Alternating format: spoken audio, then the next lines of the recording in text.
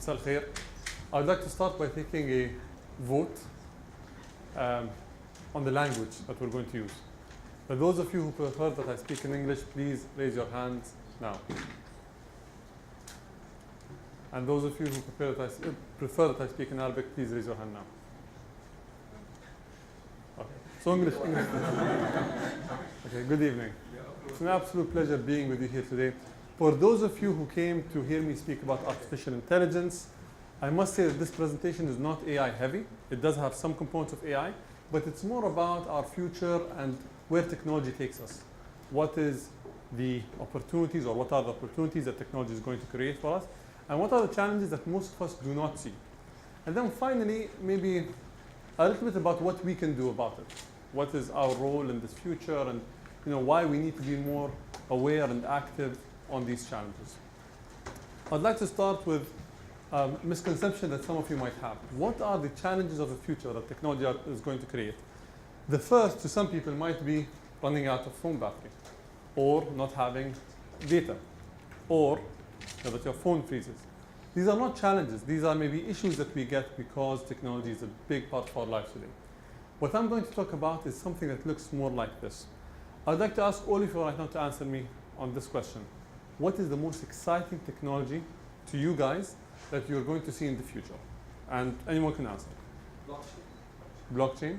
I like Hyperloop concept. Hyperloop. Robotics. Sorry? Robotics. Can you? Robotics. Robotics. Okay, robots. Artificial intelligence. Artificial intelligence. Perfect. These are good answers. I'm going to disappoint all of you by telling you why none of this technology is going to work. And this is why I'm here today. I'm going to disappoint every single one of you. Now, Hyperloop, as the individual in the front said right now, is something that's very exciting, it's very futuristic, it's very new. Has any one of you heard about Hyperloop before 2014? No. This did not exist before 2014. But unfortunately, I must say you're all mistaken. In the 1950s, the Hyperloop was invented. There was something called the hover train, or the hovercraft. And it was going to do exactly what the Hyperloop was going to do. Take people from one place to another in an extremely fast pace, be very convenient, be very safe, be very cheap. Exactly what the Hyperloop aims to do today. I'll also share with you a video about it.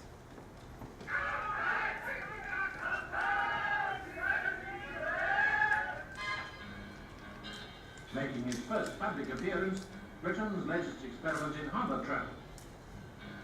The hover train is the world's first all-electric tracked air-cushioned vehicle, and today it's all set for another run along the 700-yard test track at Erith near Cambridge. The RTV-31 carries no passengers and is controlled by this remote control radio unit.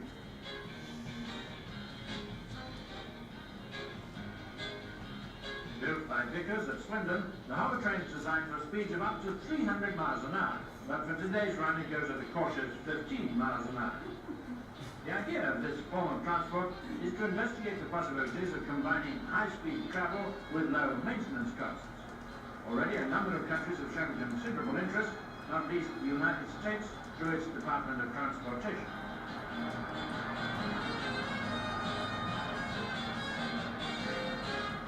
You get the point. So I wanted to compare, Hyperloop and the hover train very simply for you guys. In 1950, there was an idea of a transportation solution that was going to take us at 300 miles an hour, which does not exist today. In 1950, there was going to be a train that takes us from London to Glasgow in 2 hours. It takes more than 6 hours today. In 1950, there was going to be a solution that's going to be in the United States and the UK. What went wrong? When we compare it to the Hyperloop and how much before it was invented or it was thought of, this is something that would have been much better than the Hyperloop if it existed in 1950 and progressed until 2018. Now, you see most numbers are quite similar. One is 1 hour, the other is 2 hours. In the test track, actually they had a 1 mile test track, so just like the Hyperloop has today, and they achieved 104 miles an hour. The Hyperloop has a 1 mile test track today, they achieved 200 miles an hour. So very similar, but it didn't work. The hovercraft died in 1973. It went bankrupt, the company closed down, the concept ceased to exist. And I'll leave you hanging there. I won't tell you what I'm trying to reach with this. The next thing is blockchain or Bitcoin or cryptocurrencies, the future of money. When was Bitcoin invented? Any answers? 2009, 2008? Okay. And that was the first cryptocurrency that was ever invented. Correct? Yeah. Something that was amazing, that changed the future of our lives, and made us feel like this is the future of money. I'm sorry to burst your bubble.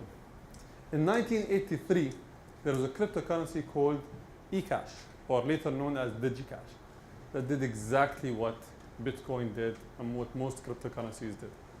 It was a revolutionary. Many people jumped on it. People invested millions. Now, this goes back to the Hyperloop example. What happened to DigiCash? What happened to the hover train? Do these ideas come up, gain momentum, and disappear? That's what we're here to answer today. The third example is robotics. And this is what you guys discussed as well and mentioned. Robotics are amazing. We see Atlas, for example, from Boston Dynamics, running and walking on grass and on rocks, doing everything. And in some videos, we think that these robots are unstoppable. They can do every single thing we imagine, or what that we can do as humans, and do it even better. Now, if we look at the progression of robotics, 2005, 2017, or 18, the abilities of these robots were really incredible. So they moved from being robots that were just able to move to robots that are able to open doors. So something as simple as coming to the UAE and using the UAE's train is something that would be seen as easy for this robot to do. But I'd like to share with you one notion that limits robotics. The most advanced robot on Earth, so whether it's Atlas from Boston Dynamics, whether it's Asimo from Honda, any robot on Earth cannot walk in the sands of the desert of the UAE, because the desert in the UAE and the terrain in the UAE is something that these robots cannot take a step on. Their sensors cannot notice. Their legs are not made or designed to walk on sand. The most advanced robot on Earth, if you have a hole on the ground and you just put a white sheet of paper on top of it, will go and fall right into that hole. It cannot recognize that this is a hole or this is a pothole or that there is danger there. So this shows us that all of these technologies are limited, that all of these technologies have challenges today. And all of these technologies today do not compare to us as humans. We are still better than all of these technologies. I'll move on to self-driving cars. I own a car that has, I would say, semi-autonomous driving. It can, go on autopilot. I own Tesla. I'm not here to promote Tesla, but I'm just saying that I am pro self-driving cars. I'm not against them. But we hear a lot that self-driving cars are going to take jobs. They're amazing. They're the future. But what are the challenges of self-driving cars? Self-driving cars are vehicles that have sensors and modules that allow it to move and to understand what's around it. Artificial intelligence is a component that takes all of these inputs and gives it outputs or directions what it should do. You should turn left, you should brake, so on and so forth. But every single self-driving car on Earth today has an issue. If they make these cars very cautious to everything around them, the ride might be very, very unpleasant. It will be braking all the time, turning left and right, so on and so forth. So the programmers everywhere are giving them a, let's say, for example, a blind spot, that if you see something that does not look like a threat, you can ignore it. And that's what happened with Uber. That's why the Uber self-driving car crashed into a woman when it clearly saw her, because it saw her as a very mere obstacle. We shouldn't stop for this woman. These self-driving cars as well have LiDARs, have sensors that are based on reflective technology. So they have certain waves that go and reflect on obstacles or on different things, and reflect back on the car, and it knows that this is a wall, this is a pavement, this is a tree. Now imagine every single car on the road had this technology. It's going to start reading other sensors, and that's going to cause big glitches on the road. All of these issues limit self-driving cars. The final issue with self-driving cars is that they can't drive well on bridges. Self-driving cars rely on visual cues. If they're fully autonomous, they have computer vision, which is an AI concept, and they rely on visual cues, which, for example, tell them this is a person, this is a chair, this is a car, and it understands them. When on a bridge, the visual cues are too far off, so the car does not know what's around it, and then is not able to steer properly. These are all challenges for self-driving cars today, and they will be challenges for them in the future. And finally, because I mentioned my car, I'm going to talk about electric cars. Electric cars are the future, and we hear it all the time. Now, what are the limitations of electric cars? The biggest issue with electric cars today is that they are not friendly to the environment. They are not zero emissions, and that's what we think. Yes, they emit zero CO2, but the biggest challenge with self-driving cars, with electric cars, is that they require things to power their batteries, namely cobalt. And there are mines around the world that are being mined for this resource. Now, cobalt is not a renewable resource. It's not something that comes from the sun or wind energy. It's something that's available on Earth. And once the cobalt finishes, we have a big issue creating these batteries for these cars. There are also many different components that go into the batteries of your electric cars. I tried to cover the logo so they don't sue me, but there is an issue with electric cars because there are many components that go into these cars that are not renewable. And they are resources that we need as human beings. Now think to yourself, the average lifespan of a Tesla battery is around 20 years. Some other batteries might be 10 years, they might be 30 years. But what happens when this lifespan is over? Where does this waste go? No one can answer this question today because electric cars to us in this day and age are mainstream and they're just, they've been around very recently. All of these issues are going to be challenges for the future, challenges for the technology, challenges for us as humans.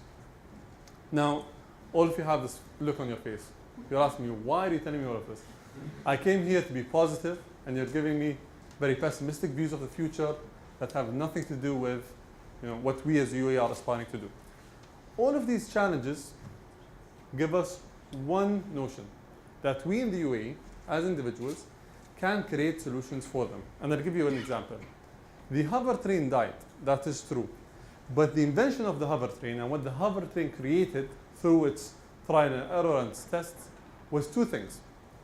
Something called the LIN, which is the linear induction motor, and the second is maglev technology. So all high-speed trains on Earth today, one of which is the Shinkansen in Japan that can go at speeds of 200 miles an hour, which is much faster than any other train around the world, uses hover train technology. So that technology failed, but the components that were created for it are alive today and are in many of our systems.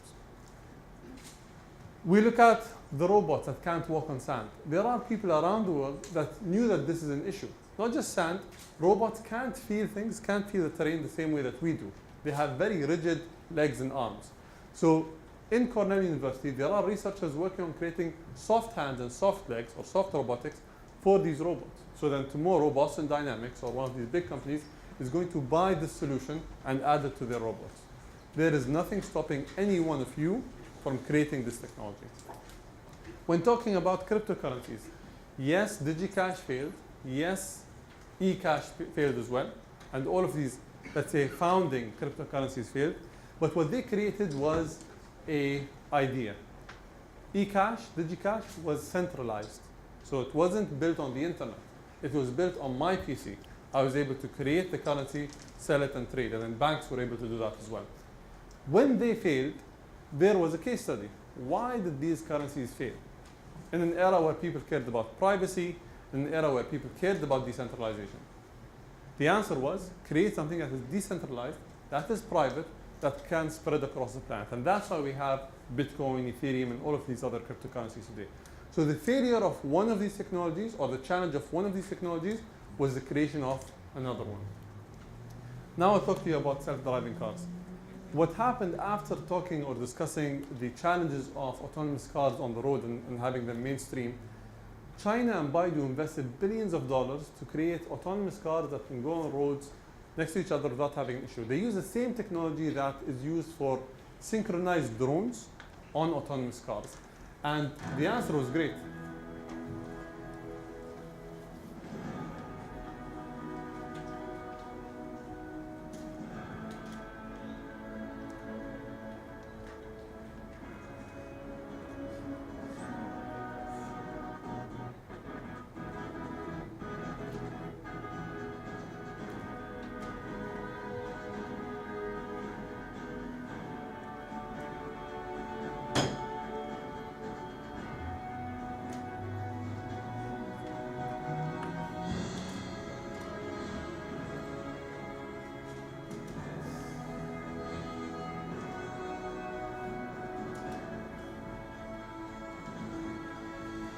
You get the point.